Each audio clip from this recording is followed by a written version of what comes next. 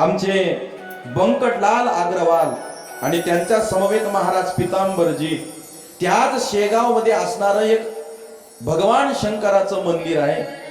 त्या मंदिरावर श्री हरिभक्त परायण त्या काळचे गाजलेले कीर्तनकार गोविंद महाराज टाकळीकर यांचं कीर्तन अशा प्रकारे त्या ठिकाणी होतं। मग त्या कीर्तनाला महाराज त्या ठिकाणी जाऊ लागले।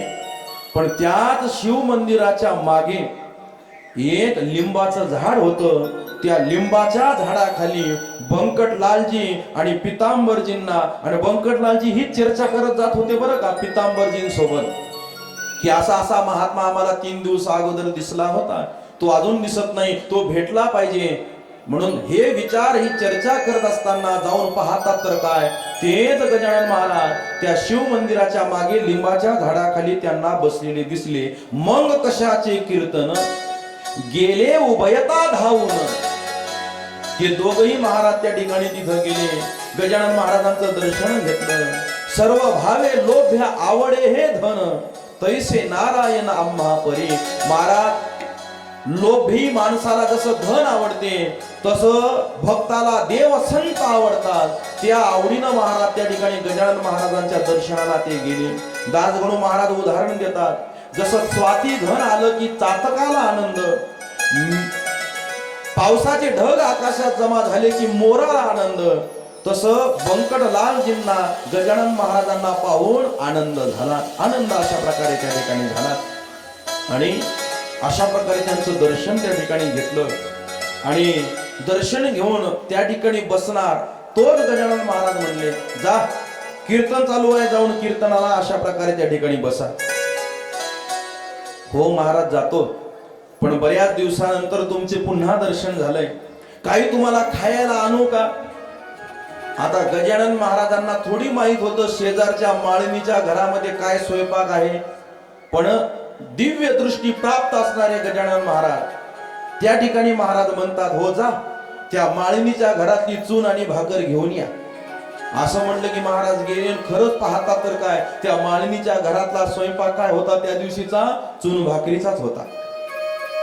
आणि त्या दिवशीपासून गजानन महाराजांना आवडीचा नैवेद्य किंवा प्रसाद म्हणजे कोणता हा जगप्रसिद्ध झाला आणि तो म्हणजे चून आणि भाकरीचा। आणि मला असं वाटतं की आपल्या काल्याच्या कीर्तनाच्या दिवशी प्रसाद असतो तो कशाचा असतो, आमटी भाकरीचाच अशा प्रकारे त्या ठिकाणी असतो, नाही का? म्हणून तोच महाराजांचा प्रसाद आपल्याला इथे सुद्धा ग्रहण करायला मिळणार आहे। असो भाग्य आहे महाराज आपलं। गेले त्या माळणीच्या घरातून अर्धी भाकर आणि महाराज त्या भाकरीवर जर असं चून घेऊन आले, गजानन महाराजांना ती भाकरी दिली। दिल्यानंतर गजानन महाराजांनी ते जेवण केलं आणि आता जेवण संपत आल्यानंतर पियायला पाणी पाहिजे म्हणून पितांबरजींनी विचारलं, पियायला पाणी देऊ का? म्हणे व्यवहार आहे, जेवण झाल्यावर पाणी पियावंच लागतं, आणायचं असेल तर आण। हो आणतो, पण एक काम कर, हा तुंबा घे, तुंबा म्हणजे भोपळा, हा भोपळा घे आणि तो बाजूला ओढा वाहतोय ना, त्या ओढ्यातलं पाणी या भोपळ्यामध्ये भरून आण आणि उगच ओंजळीनं भरू नको। मग हा तुंबा तिथं बुडव आणि ते पाणी आण। पितांबरजींची नजर गेली त्या ओढ्याकडे, त्या ओढ्याला महाराज पाणी होतं पण किंचित पाणी होतं। आपला तळ पाय जर तिच्या टेकवला तर फक्त खालून तो पाय ओला होईल, वरची बाजू पायाची ओलीही होणार नाही, इतकं कमी पाणी होतं। मग तुंबा त्या पाण्यात कसा बुडेल बरं? ते पाणी पिण्याच्या योग्य नव्हतं, त्याच पाण्यातून जनावर जायचे, त्याच पाण्यातून माणसं जायची, तेच घाण पाणी त्या हिच्यातून वाहत होतं त्या ओढ्यातून। ते पाणी कशाला दुसरं आणतो ना, नाही तेच आण आणि तुंबा बुडवून अशा प्रकारे त्या ठिकाणी आण। या विचारानं महाराज त्या ठिकाणी हातात तुंबा घेऊन पितांबरजी गेले आणि विचार करू लागले, आता एवढं कमी पाणी आणि तुंबा बुडल कसं? पण मनात शंका न आणता महाराजांच्या वाक्यावर बोलण्यावर विश्वास ठेवायचा आणि क्रिया करायची। म्हणून महाराज तो तुंबा त्या ओढ्याच्या वाहत्या पाण्यामध्ये टेकवला। काय झालं ऐका, तो ऐसे झाले अघटित, तुंबा ठेवता जेथ जेथ, तो बुडे तेथ तेथ खडगा पडून पाण्याला.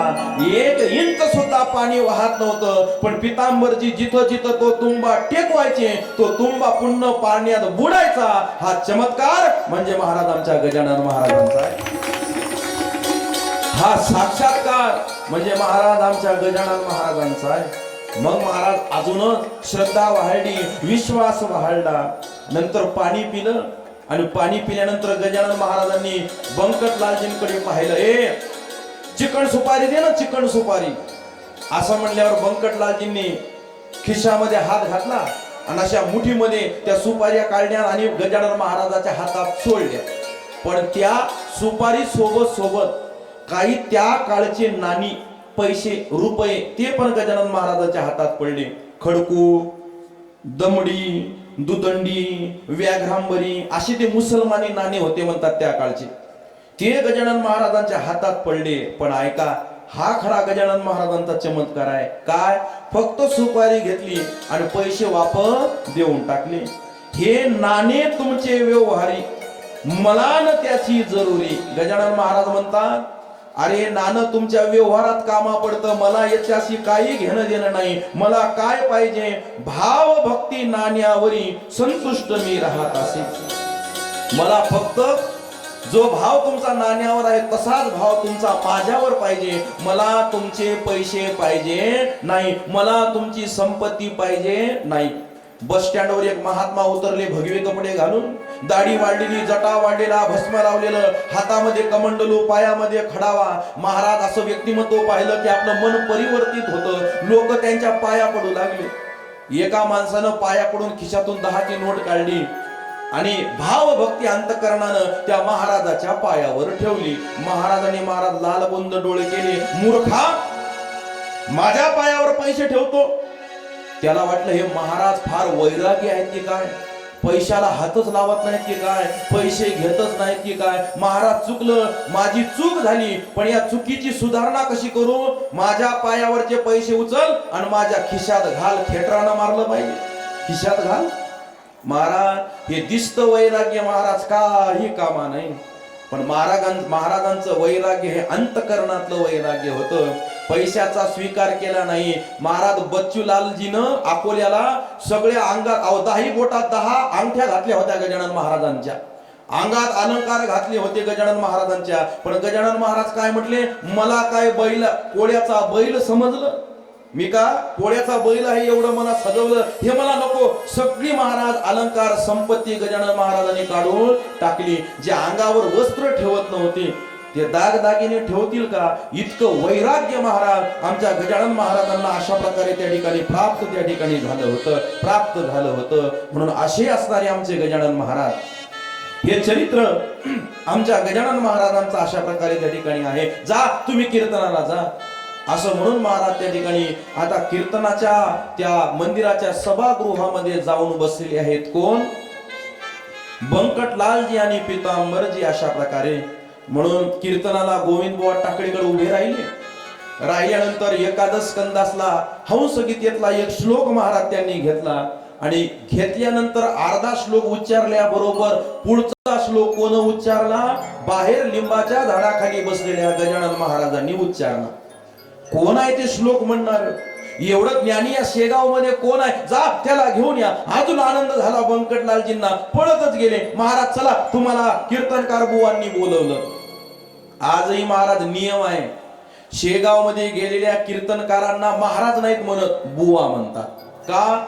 जगाच्या पाठीवर महाराज एकच, आणि ते म्हणजे आमचे समर्थ सद्गुरु गजानन महाराज. बाकी सगळे आम्ही कोण? महाराज, बुवा. ऐका, आता ओघाओघानं आपण महाराज म्हणतो रूढी परंपरेनुसार, पण महाराज एक गजानन महाराज, बाकी सगळी बुवा मंडळी. म्हणून ऐका, मी बोलतो कशा करताना आणा त्यांना. पण महाराज त्या ठिकाणी गजानन महाराज आत आले नाही. मग आमच्या गोविंद बुवांना राहवलं नाही. गोविंद बुवा टाकळीकडे बाहेर आले आणि हात जोडून विनंती केली, तुम्ही साक्षात शंकर. बघा काय म्हणतात कीर्तनकार महाराज गजानन महाराजांना, तुम्ही साक्षात शंकर. बरे न बसणे बाहेर, धन्या वाचून मंदिर, शून्य साच समर्था. दासगणू महाराजांचे शब्द आहे. तुम्ही साक्षात शंकर आहात, या मंदिराचे मालक आहात आणि मालक बाहेर असं शोभते का? चला आज चला. गजानन महाराजांनी गोविंद बुवाकडे पाहिलं. अरे आता श्लोक घेतला ना तू आणि त्या श्लोकात लोकांना सांगू लागला ना ईश्वर सर्व भूताना. मग देव आत आहे म्हणजे बाहेरही आहे, देव बाहेर आहे म्हणजे आतही आहे. आणि काय म्हणतोस की मला आत चला म्हणून? बोलतोस एक आणि करतोस एक. महाराज वक्ता कसा असला पाहिजे? बोले तैसा चाले त्याची वंदावी पाऊले. आमचे गुरुवर्य श्री हरिभक्त परायण बाबा म्हणजे रामभाऊ महाराज राऊत यांचं एक वाक्य आहे. बाबा म्हणतात 2 तास कीर्तनकार काय बोलतो याच्यापेक्षा उरलेल्या 22 तास तो कसा वागतो याच्यावरून महाराज त्या वक्त्याला गावामध्ये अशा प्रकारे त्या ठिकाणी आमंत्रित केलं पाहिजे. जा जा कीर्तन कर असं म्हणून महाराज त्यांना कीर्तनाला पाठवून दिलं. पण जेव्हा कीर्तनाला गोविंद बुवा उभे राहिले तेव्हा सगळ्या शेगाव वासियांना विनंती करून सूचना करू लागले. अरे बाबांनो, हे न शेगाव राहिले, पंढरपूर खचित झाले, चालते बोलते आले साक्षात हे पांडुरंग.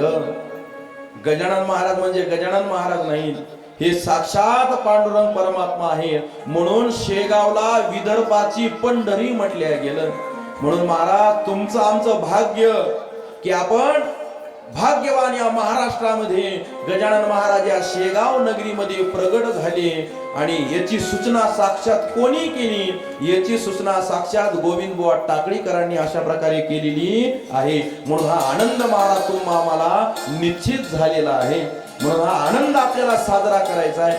मुद्दाम आज आपण पिवळे वस्त्र परिधान अशा प्रकारे करून आलेलो आहोत. म्हणून सगळ्यांनी बाह्य अंगाने सुद्धा आणि अंतरांगाने सुद्धा एक व्हायचं आहे आणि भगवंताच्या संतांच्या नामामध्ये गणपती बाप्पाच्या नामामध्ये तल्लीन व्हायचं आहे. हातानं टाळी वाजवायची आहे, मुखानं भजन करायचं आहे आणि शरीरानं पावले सुद्धा खेळायचे आहेत. म्हणून सगळ्यांना विनंती आहे आपापल्या जागेवर उठून उभे राहा.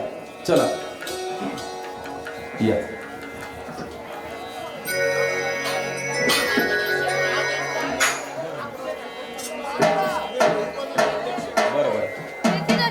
माननीय उपनगर अध्यक्ष साहेब या ठिकाणी उपस्थित आहेत. सगळ्यांनी जोरदार टाळ्या वाजवून साहेबांचं स्वागत करायचं.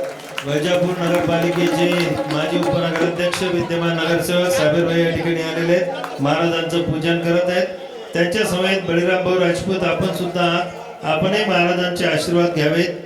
साबीरभाई या ठिकाणी नवनिर्वाचित नगरसेवक आहेत आणि माजी उपनगराध्यक्ष सुद्धा आहेत. महाराजांनी आता मी पण म्हणेल हरिभक्त परायण सरनाईक बुवा वा करतोय. आणि खरंच एवढा आनंद महाराजांच्या उपस्थितीशिवाय येऊ शकत नाही. म्हणून हा आनंद जो आपल्याला प्राप्त होतोय. आणि कसा आहे माहिती आहे का? महाराज म्हणजेच आनंद, भगवंत म्हणजेच आनंद. जेव्हा भगवान श्रीकृष्णाचा जन्म झाला तेव्हा भजन म्हटले गेलं, नंद घर आनंद भयो जय कन्हैया लाल की. नंद घर काना भयो नाही, नंद घर कृष्ण भयो नाही, नंद घर आनंद भयो. देव आणि संत येत असतात तेव्हाच महाराज हा आनंद आपल्याला उपभोगायला मिळत असतो. म्हणून हा आनंद अशा प्रकारे आपण उपभोगतोय. चला म्हणून विनंती केली आमच्या गोविंद बुवा टाकळीकरांनी की तुम्ही साक्षात शंकर आहात. आता बघा 3 ओव्या सांगतो मी तुम्हाला या दासगुणू महाराजांनी लिहिलेल्या या ग्रंथातील. वेगवेगळ्या ओवीमध्ये दासगुणू महाराजांनी आमच्या गजानन महाराजांना वेगवेगळ्या अवताराची भूमिका स्पष्ट केलेली आहे. ऐका पहिली ओवी, ऐका पहिली. तुम्ही साक्षात शंकर. इथं काय म्हटलंय? भगवान शंकराची उपमा गजानन महाराजांना दिली. त्याच्यानंतर हे न शेगाव राहिले, पंढरपूर खचित झाले, चालते बोलते आले साक्षात हे पांडुरंग. एका ओवीत पांडुरंग म्हटलं, एका ओवीमध्ये महाराज शंकर अशा प्रकारे त्या ठिकाणी म्हटलं. आणि त्याच्यानंतर अजून एक ओवी सांगतो. ती ओवी अशी आहे, त्या वाटले नंद सुत आला येथे साक्षात, वृक्षावरी करितात पक्षी किलकिलाट आनंदे.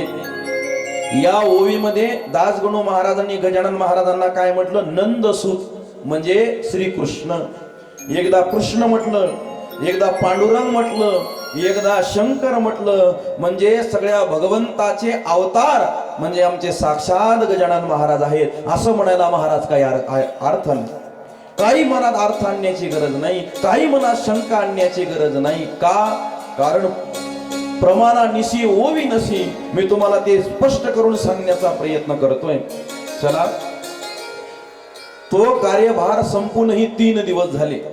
त्या कीर्तनाचा उत्सव संपून दुसऱ्यांदा बंकटलालजींना दर्शन झालं आणि पुन्हा महाराज इच्छा अंतकरणामध्ये उत्पन्न झाली. कोणती इच्छा उत्पन्न झाली? की त्या महात्म्याला आपण आपल्या घरी नेलं पाहिजे. एखादा महात्मा आला की आपल्या घरी यावा, त्याचे चरण कमल आपल्या घराला लागावे अशी प्रत्येकाची इच्छा असते. आणि तीच इच्छा बंकटलालजींच्या अंतकरणामध्ये आली. पण आता ते पुन्हा सापडले पाहिजे ना. मग हाच विचार मनात घेत ते अशा प्रकारे महाराज भ्रमण करत असताना शेगाव मध्ये एक चौक आहे. त्या चौकाचं नाव आहे महाराज माणिक चौक. त्या चौकामध्ये एका झाडाखाली गजानन महाराज बसले होते. सायंकाळची वेळ होती आणि आता बंकटलालजींनी आपल्या वडिलाला सांगितलं होतं की बाबा, एक महात्मा आपल्या गावामध्ये आलाय, विजयी महात्मा आहे. तो महात्मा मी आपल्या घरी आणू का? भवानी राम सुद्धा सात्विक होते, नाही म्हटले नाही, बिलकुल आण. म्हणून घरी आणण्यासाठी महाराज शोध अशा प्रकारे त्या ठिकाणी घेऊ लागले. आणि शोध घेत असताना गजानन महाराज त्या माणिक चौकामध्ये सायंकाळच्या वेळेला, त्या वेळेला महाराज गोरज मुहूर्त म्हणतात. का? कारण सायंकाळच्या वेळेला जे गुरं गायी चरायला शेतामध्ये जातात त्या घरी येतात. घरी येताना पांढऱ्या रंगाची माती गायीच्या गुरांनी हवेत उडते आणि तांबूस रंगाच्या सूर्यकिरणामुळे ती पिवळी दिसते. म्हणून त्या वेळेला गोरज मुहूर्त म्हणतात. सायंकाळची वेळ, त्या सायंकाळच्या वेळेला लक्ष्मी आपल्या घरात येते म्हणतात. त्या सायंकाळच्या वेळेला आमचे भगवान शंकर पार्वती माते समवेत नंदीवर बसून काय करत असतात? भ्रमण करत असतात. ती वेळ होती. आणि त्याच वेळेला त्या माणिक चौकामध्ये महाराज गजानन महाराज त्या झाडाखाली बसलेले आमच्या बंकटलालजींना दिसले. आणि दिसल्यावर विनंती केली बंकटलालजींनी, महाराज आमच्या घरी चला ना. आले, हो म्हटलं, पण 8 दिवसानं हो म्हटलं. 8 दिवसानं 8 दिवस बंकटलालजींचा ध्यास पाहिला, परीक्षा पाहिली आणि याच्या अंतकरणात खरंच माझं भक्ती करण्याचा निर्णय आहे हा विचारात घेऊन गजानन महाराजांनी होकार दिला. गजानन महाराजांना घेऊन बंकटलालजी घरी आले. आल्यानंतर भवानीराम अग्रवालजींना कळालं की महात्मा आपल्या घरामध्ये आलेला आहे. भवानीराम अग्रवाल घरातल्या महिला मंडळींना विनंती करू लागली, अरे बघा आपल्या घरी महात्मा आलेला आहे, पाय धुवायला पाणी काढा, औषण करायला ताट काढा, पाणी आणा, गंगाळ आणा, पाट आणा. सगळ्यांना महाराज आनंद झाला. गजानन महाराजांचे पाय धुवायला गंगाळामध्ये पाणी उभं केलं पाटावर. कोणी पाय धुतोय, कोणी गंध लावतोय, कोणी हार घालतोय. बघा गजानन महाराज तुमच्या दृष्टी पुढे उभे राहिले असतील. आठवा चित्र डोळ्यासमोर आणा. गजानन महाराजांचं स्वागत केलं आणि अतिथी सत्कार करून महाराज त्यांना वाड्यामध्ये अशा प्रकारे त्या ठिकाणी नेलेला आहे. नेल्यानंतर त्यांना महाराज आसनावर बसवलं आणि हात जोडले बंकटलालजींच्या वडिलांनी म्हणजे भवानीराम अग्रवालजींनी. महाराज जेवण्याची वेळ झालेली आहे, लगेच जेवायला वाढू का? गजानन महाराज म्हणले हो. सांगितलं जेवायला वाढा. सगळा स्वयंपाक झाला होता, फक्त पोळ्याच करायच्या बाकी राहिल्या होत्या. बरं आता गजानन महाराज कसे तरी हो म्हटले. आपण जर पोळ्या केला आणि त्याच्यात जर उशीर झाला तर यांचं कधीही मन परिवर्तित होऊ शकतं, हे इथून उठून जाऊ शकतात. मग काय करा, जे आहे ते वाढा. काय आहे म्हणे, सकाळच्या शिळ्या पुऱ्या आहेत. शिळ्या पुऱ्या असू दे, काय देतो याला महत्व नाही, कसं देतो याला महत्व आहे. ऐका, प्रभू रामचंद्र पत्नीच्या शोधामध्ये जात असताना रस्ता बदलला. का? कुणीकडे कळले? प्रभू रामचंद्र शबरी मातेकडे. पत्नीच्या शोधाचं महत्वाचं कार्य सोडून शबरी मातेकडे प्रभू रामचंद्र कल्ले. काय होतं शबरी मातेकडे? सोन्याचं पात्र होतं का चांदीचं पात्र? नाही. शबरी मातेकडे पात्र नव्हतं, पण शबरी मातेकडे प्रभू रामचंद्राच्या भक्तीची पात्रता होती. म्हणून रस्ता बदलला आणि शबरी मातेकडे प्रभू रामचंद्र निघून गेले. माता माऊल्यांनो, देवाला तुमचं काहीच पाहिजे नाही. मी म्हणत नाही, गीतेमध्ये भगवंत सांगतात, पत्रम पुष्पम फलम तोयम यो मे भक्त्या प्रयच्छति तदहम भक्ती उपरूत आश्वामी प्रयतात्मनः. मला तुमचं फळ नको, मला तुमचं फूल नको, मला तुमचं पान नको, मला तुमचं पाणी सुद्धा नको. माता माऊल्यांना तर मला एक हात जोडून विनंती करायची आहे, तुम्ही कधीतरी या हळदी कुंकाच्या जरासं बाहेर निघा. मला तुमच्या साधनेला दुखवायचं नाही, मला तुमची श्रद्धा दुखवायची नाही, पण एवढं छान मंदिरामध्ये एवढी सुरेख मूर्ती स्थापन केल्या जाते आणि त्याच्या खाली एक पट्टी लिहावी लागते, कृपया मूर्तीला हळदी कुंकू लावू नका, असं लिहावं लागतं. का? आपण काय बरोबर लावतो का? कोणी कपाळ तिथे सोडून डोळ्यालाच लावते, कोणी होटालाच लावते.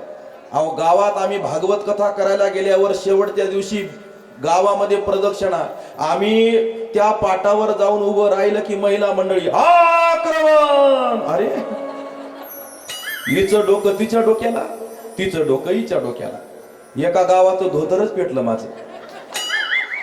बरं झालं एक लोटा जेल होता.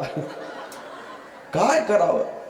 कुंकू, कधी कधी हळद आणि कधी कधी साखर पण कपाळाला. का चिकट लागतंय कपाळ? एका बाईने तर कापूरच दिला माझ्या हातात. बरं झाला खाल्ला नाही मी तो. मी कापूर खावा आणि कोणीतरी ओवाळावा की जय महाराजाची सर्कस सुरू तिथं. म्हणून बघा, मला तुमची श्रद्धा नाही दुखवायची, मी प्रमाणानिशी बोलतो. पुण्य करता होय पाप, कराय जातो पुण्य आणि होतं पाप. हेंदरी सेंदरी देवते, किती महाराज देवते आपण उभे केले. माता माऊल्यांनो, जरा हात जोडून माफी मागून बोलतो, मला अजून कळालं नाही, मंदिराला प्रदक्षिणा करत असताना मागच्या भिंतीमध्ये देव असतो कोणता, तिथं कुंकू लावतात कशाला? बरं, नंदी तोंडानं खातो का शेपटीनं खात असतो? नंदी तोंडानं खातो का शेपटीनं? मग शेपटीवर साखर कशाला ठेवता?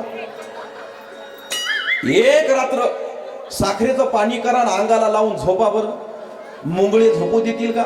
महादेवाच्या पिंडीवर नैवेद्य, ते मुख्य द्वारेवर एक गणपती कोरलेला असते, ते पिढ्यानं सगळा बुजूनच टाकला बाया.